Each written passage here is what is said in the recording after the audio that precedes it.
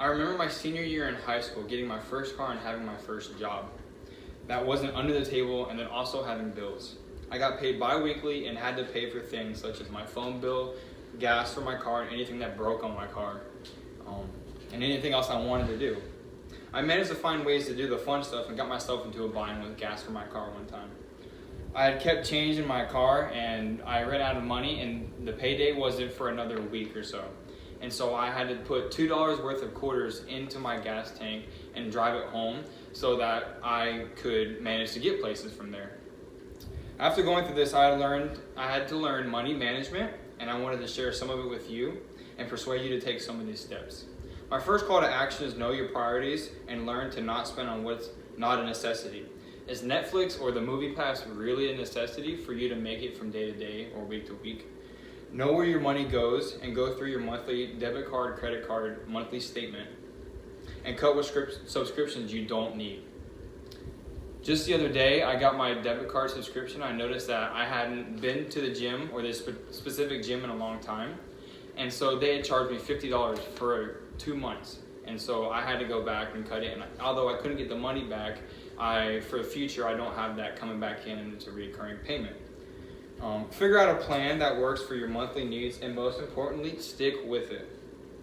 Don't try to come up with a plan to have all the money you'll ever need within a year or so, and keep with it. If something's not going right, stick with it for longer than just a few months, and that way you'll build up some either credit and or savings in your account. And while not stressing yourself out too much, keep in mind of the future and how you can make it easier on yourself financially. So develop a plan such as an 80-20 plan or a 7-30 plan. And by that I mean 80% of your income, that's your monthly income, that's going towards bills or anything else that you might even consider a luxury. And always having that 20% going in a savings account. So at the end of the day, you can look back and have 20% of your total yearly income in your savings account. And if you ever need things such as tires or anything else to go on your car or whatever it may be, you have a cushion of money for that. Some ethical places that you can do all this are banks. They secure up to $250,000 federally, and they also will most likely allow either a very high number of transactions per month or an unlimited amount of transactions per month.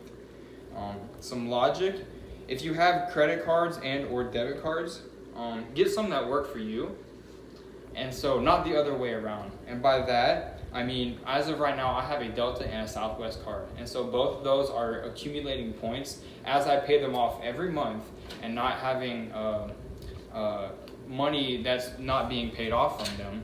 They are rewarding me with that. With every time I spend money, they reward me with Sky Miles.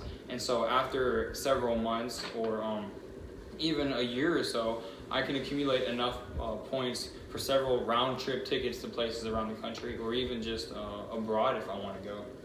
And then there's also a card that you can get, such as a Discover card, that has a reward calendar. So for an example is in the first quarter, you could go to places. If the first quarter is going towards gas stations, if you use that card at gas stations, they'll give you, instead of the 1 or 2% that they originally offer across the board, they'll give you 5 or even 10% back. Or they'll even do the next quarter as groceries, and so every time you go to the grocery store, you're getting more of a percentage back on that bill. And so by the end of that, you should have enough points to treat yourself to something that will be ultimately free from that. So the emotional side of this: spending less money on rewards that you receive from your credit card company will allow you to use money on savings or anything else. And this will ultimately come with more of a comfortability, with a peace of mind, financially at least. So some costs that comes with it: taking the time to develop a plan, learning to discipline yourself, and knowing when to stay home or not getting the most expensive thing on the menu. Ordering anything or everything on your Amazon cart. And of course, all of this will take time, energy, and patience. And another risk is going into debt if you don't have self-control. And so if you can't not get everything on your Amazon cart, I wouldn't recommend getting a credit card, but you can also get a debit card that uses rewards in that as well. And so there's safe ways and guidelines to do all this. The rewards that come with it is extra rewards for things that you would normally have to pay for. You get for free, and essentially. And then you can also put more money into your savings account.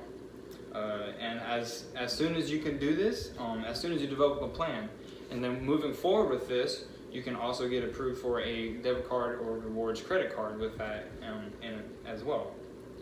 So then the need that is met from this is the ability to develop a secure future and plan financial stability. Just this past December, I went to New York City for less than $100, and I was there for almost a week, and that included the trip, the flight up there, and the flight back, and that also included the stay, the food, anything else that I wanted to do, just from the rewards that I accumulated on my cards. So, thank you.